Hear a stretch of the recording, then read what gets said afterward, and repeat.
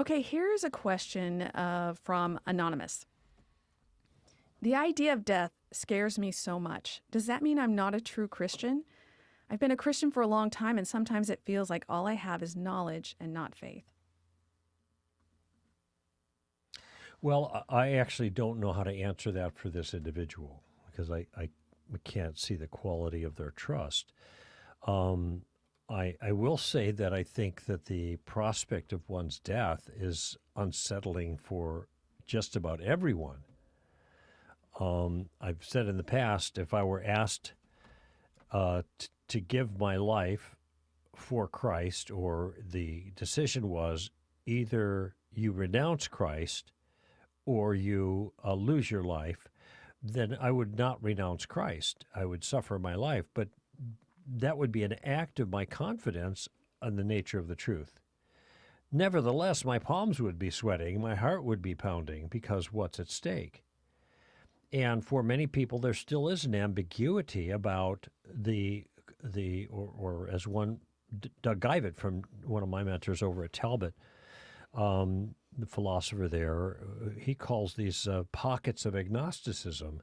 We may have a very high degree of confidence that what we believe to be so actually is so. But there still could be a nagging doubt, but what if I'm wrong? And that's when we revisit, or at least when I revisit my reasons for thinking I'm correct about something, particularly on spiritual things. Okay, and that's comforting. But there's always going to be, for many people, there's going to be this margin of uncertainty that's there. And so most of the things we do in life, the decisions we make, even important ones, are not based on absolute certainty. Okay, so and this is no different. The more that we know, I think the more confidence that we have to face death with a peaceful attitude. We just lost, I struggle with his name, Tim Keller. And Tim Keller on his deathbed was ready to go. I'm ready to be with Jesus. And so there was probably no equanimity in his emotions at his passing. But, we're not all Tim Kellers, right? And so everybody's emotional reaction to the idea of death is going to be different. So, I've been a Christian for almost 50 years and have a very high degree of confidence that Christianity is true. Yet at the same time, there is a sense that, well, I'll see in what final sense in a few years, and those years are, getting fewer and fewer as the older I get, and so the more I think about this. So it's normal, I guess is what I'm saying, to have some uncertainty. The faith, though, is your act of trust of putting yourself in someone else's hands. You can have somebody that is afraid of flying and really uncertain that if they get into an airplane, whether they're going to get in a crash. And this could be really upsetting to them, but they still get on the airplane. Now, if they get on the airplane, they're 100% in. They're all in, which means they have given their full faith, trust for this trip and in the pilot and the plane. The fact that there's not complete equanimity about it doesn't mean you haven't given your full trust. Mm-hmm. So again, I can't say for certain or clearly about the individual in mind. I don't know what Anonymous's interior state is, but what he's described is not unusual of people who are really Christian. I think my question would be, what is it about death that is scaring you so much? Because I think that also matters. I think about what is it? Is it the idea that I'm not sure this is true? Is it just the idea that I don't know what to expect, what it's going to be like? I mean, there are different things that could be causing you anxiety.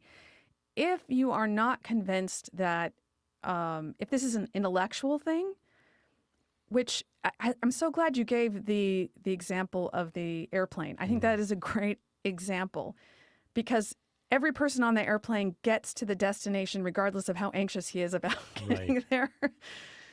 But even in the case of an airplane, a lot of times people intellectually know this airplane's not really going to go down, but that doesn't stop the anxiety. Hmm. So there's something else you have to do to deal with that anxiety.